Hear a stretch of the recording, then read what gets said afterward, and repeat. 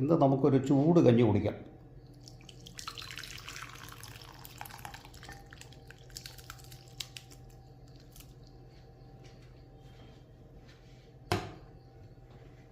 പണ്ട് കാലത്ത് പറമ്പിലെല്ലാം പണിയെടുക്കുന്ന സമയത്ത് എല്ലാവരും കൂടെ കൂടിയിട്ട് ഒരു കഞ്ഞി കുടിക്കുന്നതാണ്. അതൊരു രസമാണ്, സന്തോഷമാണ്. ഇന്നൊരു പ്ലാവിൻ്റെ ഇലയെ ഞാൻ എടുത്തിരിക്കുന്നത്. ഇത് നമുക്കൊരു സ്പൂൺ ഉണ്ടാക്കാം.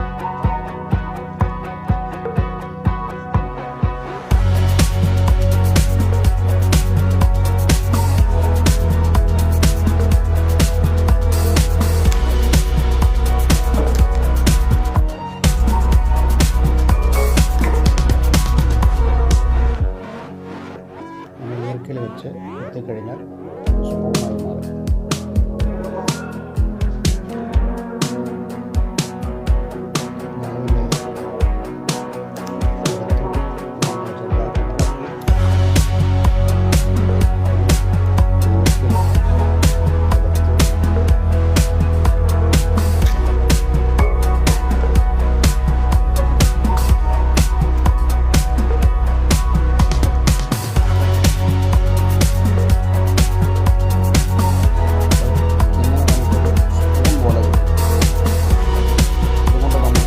കഞ്ഞി കോരി കുടിക്കാം.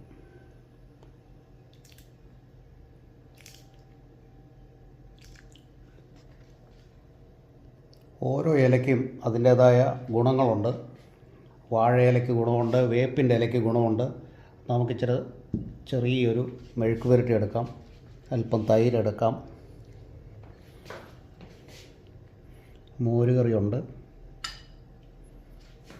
പിന്നെ നമുക്ക് ഇച്ചിരി കാന്താരി മുളക് പൊട്ടിച്ചതുണ്ട്. അപ്പോൾ ഇതെല്ലാം ഉപയോഗിക്കാം.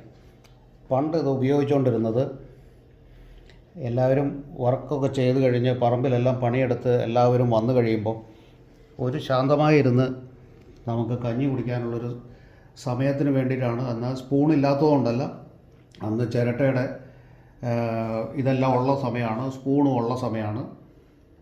അപ്പോൾ സമാധാനത്തോടെ ഇരുന്ന് അല്പം കഞ്ഞി കുടിച്ച് ഒരു 20 മിനിറ്റോ 25 മിനിറ്റോ കഞ്ഞി കുടിച്ചിട്ട് വീണ്ടും വർക്ക് ചെയ്യാൻ പോയി കഴിഞ്ഞാൽ അന്നത്തെ നല്ലൊരു ഉന്മേഷമാണ്.